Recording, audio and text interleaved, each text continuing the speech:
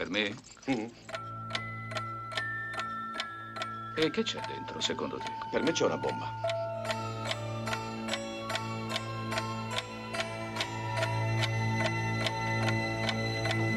Resti tu solo. Tu contro i 150.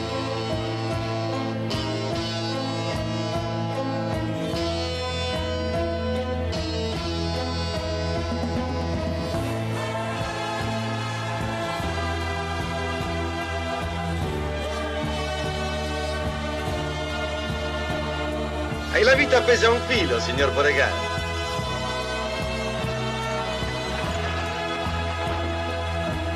Ti manca solo un gran finale. Ti manca l'impresa da leggenda.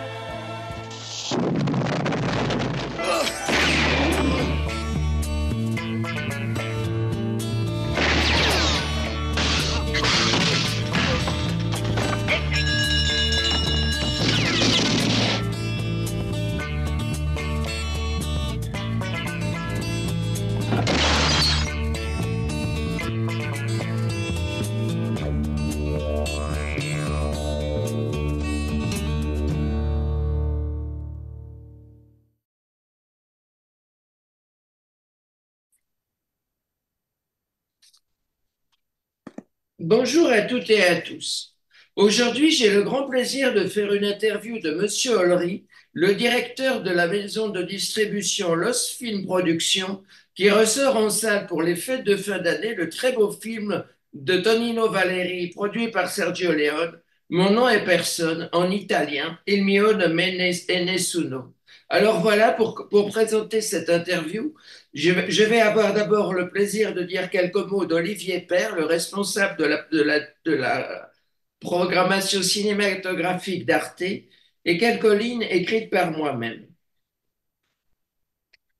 Au début des années 70, constatant avec dépit que le médiocre western parodique italien L'Appel Trinita remportait plus de succès que ses propres films, le grand réalisateur italien Sergio Leone décida de contre-attaquer et imagina et produisit un western comique réalisé par Tonino Valeri, propulsant Terence Hill, ce guignol bellâtre faisant rigoler la péninsule dans les jambes d'Henri Fonda, rescapé d'Il était une fois dans l'Ouest.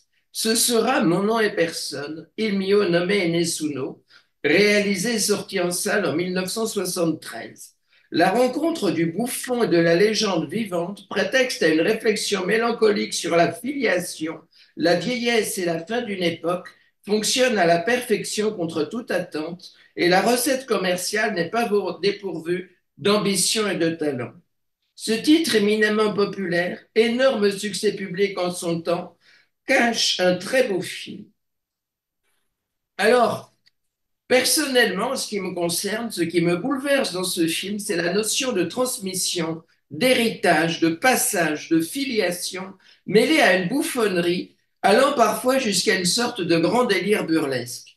Cette profonde émotion portée par les deux personnages et en même temps une sorte de folie, de grand délire permanent et salutaire.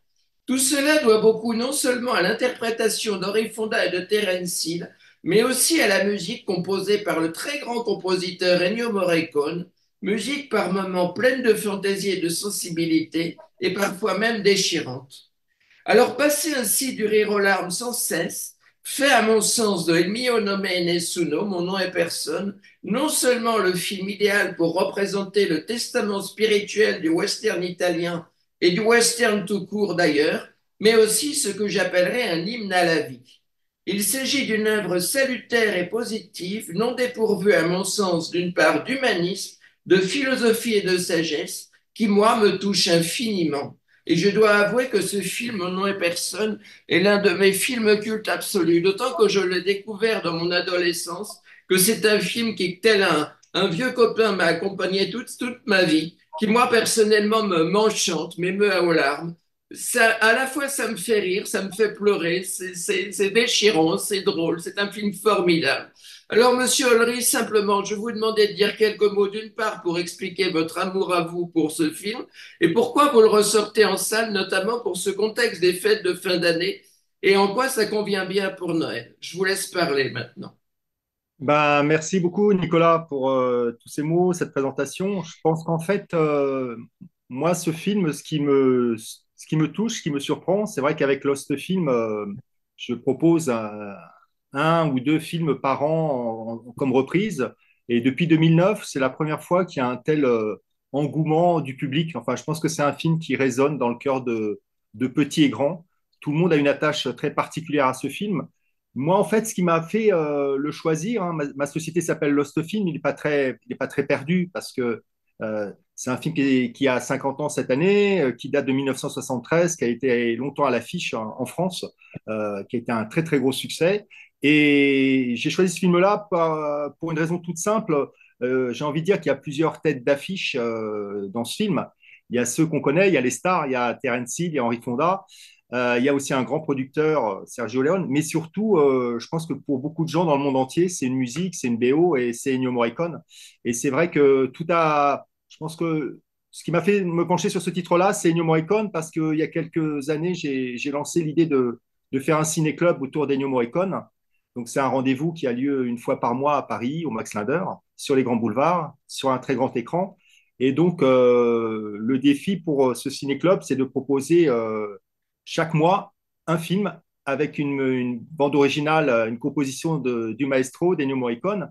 Et même s'il a composé beaucoup de films, hein, presque 300 ou 400, je ne sais pas exactement le Même chiffre. plus, je dirais même plus de 500, à mon avis. Voilà, bon, ça c'est toujours le même sujet, c'est compliqué à tout chiffrer. Mais il y a quelques mois, en discutant avec les spectateurs, en leur demandant s'ils avaient des idées, des envies, il y a quelqu'un qui m'avait parlé de Mon nom et personne que j'avais en tête, hein, mais que j'avais pas revu. Et en fait, j'avais un souvenir un peu ancien. Et en le revoyant, ça m'a vraiment sauté aux yeux que non seulement c'est une très très grande composition, partition de Morricone, mais un grand film tout court. C'est-à-dire qu'en effet, on peut y voir plein de choses dans ce film. À la fois un film léger, parce que en effet, les gamins, ils s'y retrouvent, mais je pense que c'est aussi un très grand film de mise en scène. C'est presque un film de Sergio Leone, il est derrière tout le temps.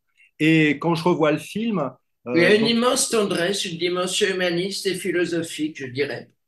et quand on revoit le film qui est juste après, enfin au début des années 70, mais donc Sergio Leone vient de faire Il était une fois dans l'Ouest.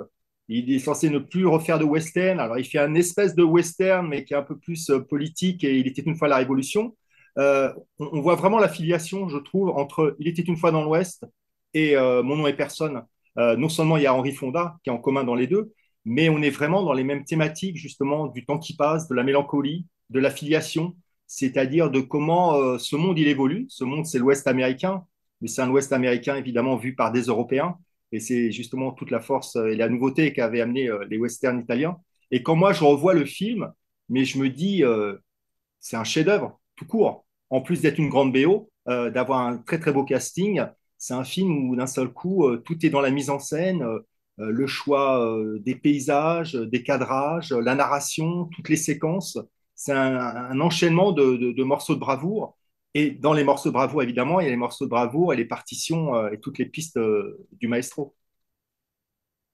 Et après, c'est vrai que la date de sortie au 20 décembre, c'est un petit peu un heureux hasard, un peu réfléchi, parce que moi, avec ma société Lost Film, c'est beaucoup de travail, comme je fais tout seul.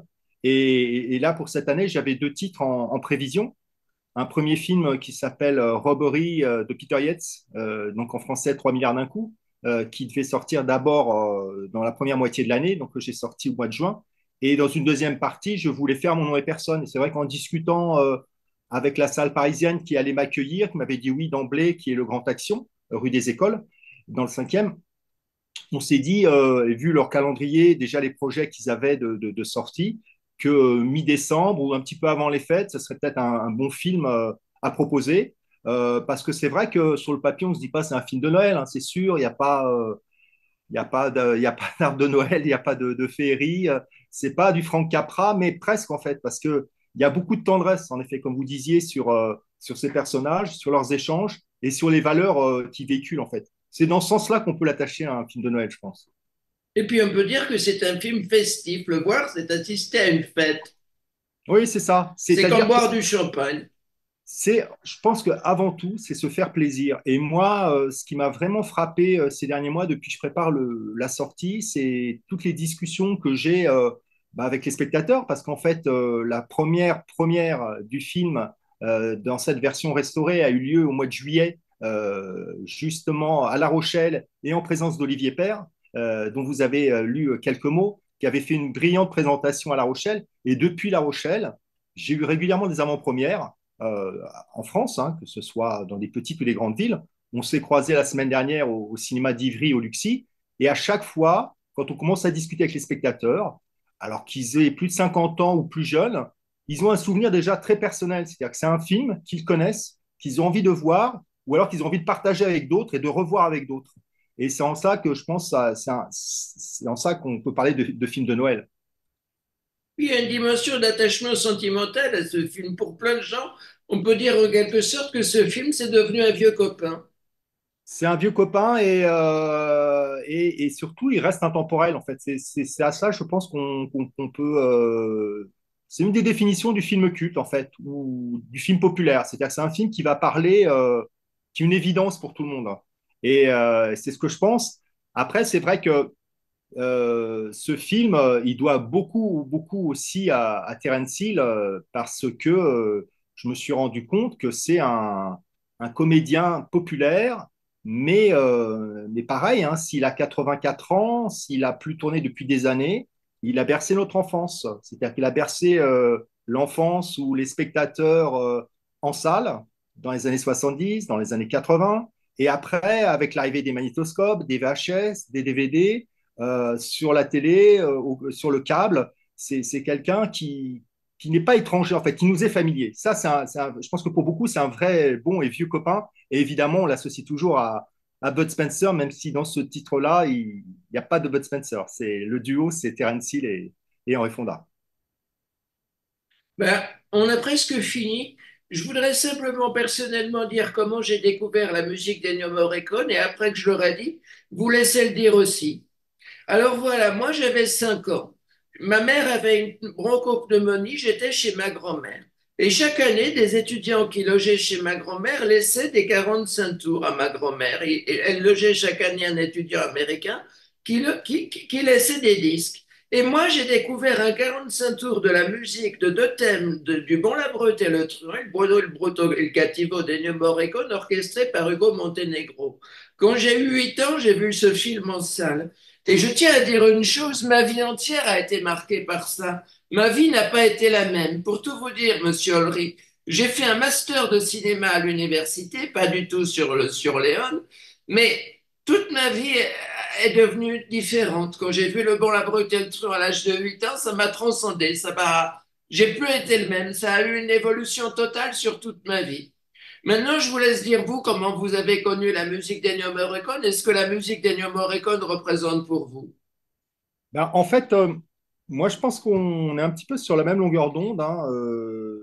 Si j'essaie d'identifier de quand ça date, ça passe aussi par le vinyle. C'est-à-dire que moi, je me rappelle de mes parents, d'une platine à la maison et de compilations de western. Et je me rappelle évidemment des 45 tours. Il ne faut pas oublier qu'à l'époque, il y avait des 45 tours et même plusieurs 45 tours sur le même film, tellement c'était populaire.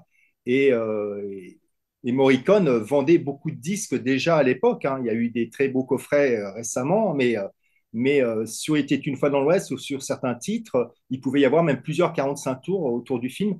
Moi aussi, je pense que dans mon souvenir de spectateur, et c'est bizarre parce que pendant longtemps, pour moi, Clint Eastwood, il parlait en français, je découvre en effet plein de westerns et ça passe par Le Bon, la Brute et le Truand. Ça, c'est une évidence. C'est-à-dire que c'est un souvenir, moi, c'est mon plus vieux souvenir en tant que spectateur et de western italien ou western spaghetti. Après, j'ai découvert d'autres films et ma passion autour d'Ennio Morricone, elle est comme tout le monde. Je pense qu'on écoutait les morceaux. Ils sont au milieu de nous, ils sont dans notre vie, ils sont dans des publicités.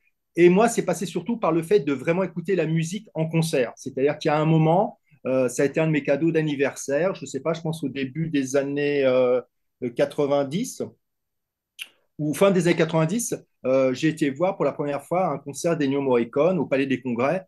Et c'est vrai que d'un seul coup, on entend la musique différemment.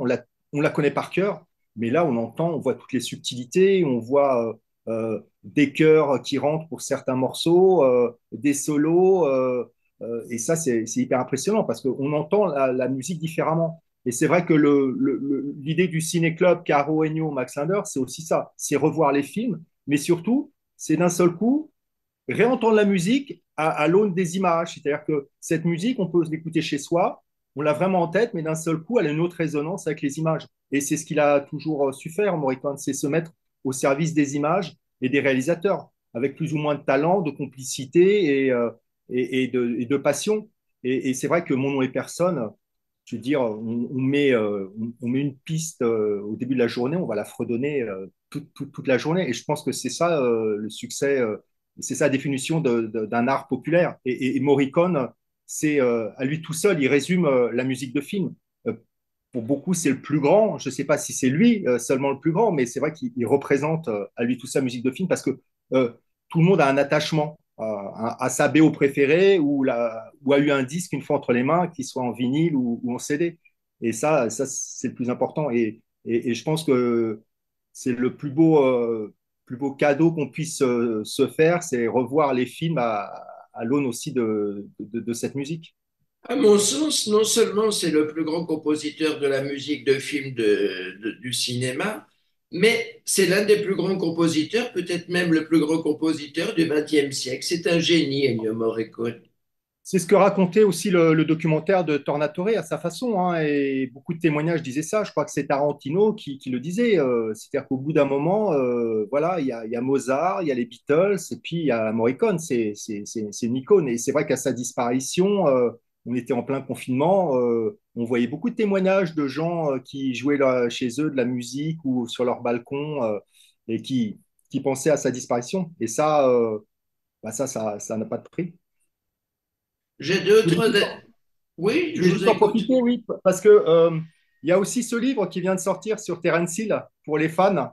Donc c'est l'occasion jamais, c'est une première. En fait, c'est deux fans du film de Mon nom et personne qui se sont lancés dans la conception du tout premier livre sur Terence Hill. Et si ça vous intéresse, voilà, on peut commencer à le trouver un petit peu partout. Et ça aussi, bah, c'est des choses qu'en fait, c'est du concret. C'est des choses qui restent et qu'on a entre les mains, comme des disques ou comme les livres ou les DVD des films qu'on peut voir en salle. J'ai deux ou trois choses à dire pour finir. D'abord, une petite question. Vous aviez quel âge, vous, quand vous avez vu pour la première fois Le Bon, la Brute et le Truand? Moi, je pense que j'avais 12, 13 ans, quelque chose comme ça. Moi, j'ai mon premier magnétoscope en 1982, donc j'ai 13 ans. Et c'est vrai que ma cinéphilie, elle s'est construite d'un seul coup autour de cet objet, c'est-à-dire qu'on avait encore trois chaînes à l'époque. Canal+ arrive en 84. J'étais vite abonné à Canal+. Et en achetant mon premier magnétoscope, c'est l'adhésion à un vidéoclub. Et quand on commence à se balader dans les armoires, les bibliothèques du vidéoclub et qu'on voit des jaquettes, il y a un personnage que je ne connaissais pas. J'ai été tout jeune cinéphile en banlieue parisienne. Et je voyais Quand les aigles attaquent, D'où durée dingue, Le Bon, la Brute et le Truand. Et je voyais le même personnage, Clint Eastwood, je n'en avais jamais entendu parler. Et à chaque fois que je voyais ces films, c'était magique parce que je trouvais ça génial. J'avais envie d'en voir d'autres. Et après, évidemment, il y a Bird, enfin, il y a plein d'autres portes d'entrée dans sa carrière. Et c'est comme ça, je suis devenu cinéphile en fait. D'un seul coup, j'étais fasciné par ce personnage qui était sur toutes les jaquettes, qui était Clint Eastwood. Donc, Et mon nom est... après Oui, c'est je vous vrai que écoute. aussi, quand les films passent à la télé et qu'on a un magnétoscope, ben, on les enregistre et puis on commence à les voir et revoir. C'est par ça aussi que naît la cinéphilie, je pense. C'est-à-dire on a envie de se faire plaisir, de repartager ce plaisir-là. Et le magnétoscope, ça a été un vrai outil pour notre génération. Mon nom est personne ressort donc en salle le 20 décembre. Deux dernières choses. Vous m'autorisez donc à mettre dans la vidéo la bande-annonce et l'extrait que vous Oui, m'avez envoyé, à mettre ça sur mon site. bien sûr. Ben voilà, donc Monsieur Olry, ben, je crois qu'on a fini. Merci pour tout. C'était un grand bonheur pour moi parce que parler de ce film est tellement mêlé à ma vie. C'est un film qui fait partie de moi. C'est un élément de ma personnalité. Et tout dans ce film me parle, tout. Enfin, c'est un film extraordinaire. Bon, je peux vous dire même une chose. Ce film, pour moi, Et Stephen Spielberg disait la même chose, c'est mon film préféré de Sergio Leone. C'est le film de Sergio Leone que j'aime le plus. Alors, c'est pas lui qui l'a réalisé, c'est Tonino Valeri, mais il y a dans ce film un humour, une tendresse, une humanité qui a pas de la même façon dans les autres films de Leone. C'est un film tendre, un film humain, un film beau. Il y a une beauté là-dedans. Tandis que dans la trilogie des dollars, il était une fois dans l'Ouest, il y a une violence beaucoup plus crue, beaucoup plus brute, excusez-moi de l'expression, et cette violence, on la reçoit en pleine gueule. Mais là, dans mon nom et personne, il y a quelque chose qui me touche, qui m'émeut. Ben, là, en fait, on arrive à la fin d'un genre qu'est le western spaghetti, hein. C'est vrai que C'est quand le on parle, testament du western italien. il y en a un ou deux qui suivent derrière, évidemment, mais on est déjà sur un autre ton, sur un autre registre. Et bizarrement, on est aussi sur une des dernières, un des derniers westerns de Morricone et des derniers grands westerns de Morricone. Il a un peu envoyé tout valser au milieu des années 70, Sergio Leone. Et puis, ben, ce succès, évidemment, comme tous les succès, on le répète, d'autres s'en emparent, d'autres grands réalisateurs ou des plus petits qui font des très grands films. Et c'est vrai qu'il y a eu plein de sous-genres dans le western italien. Et là, on arrive à un moment, au début des années 70, où ben, ça va se transformer en autre chose, où il y a un peu plus d'humour, de burlesque. Là, on est avec Terence Hill, mais c'est vrai que juste avant, il y a eu le succès des Trinitas, où là, il y a beaucoup plus d'humour, de burlesque.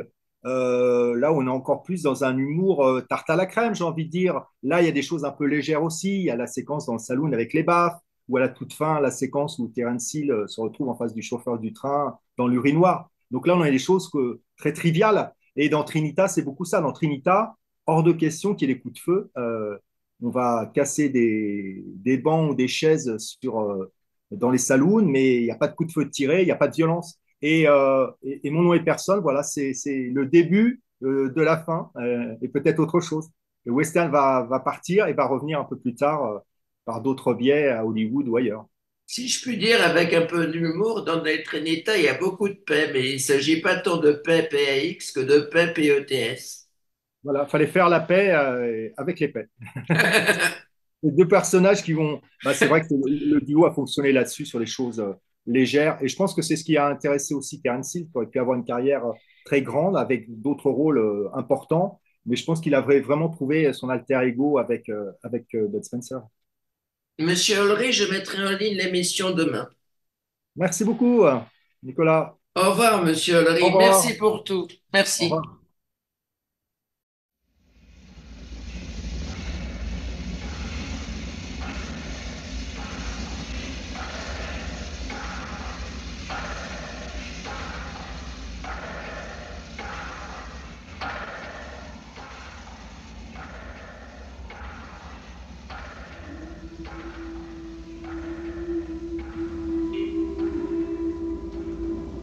Sembrano finti per quanto sono belli.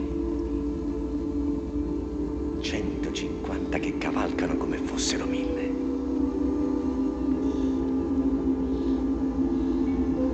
Pensa che con tu finiresti su tutti i libri di storia. Tu saresti tra quelli che leggono e io tra quelli che muoiono.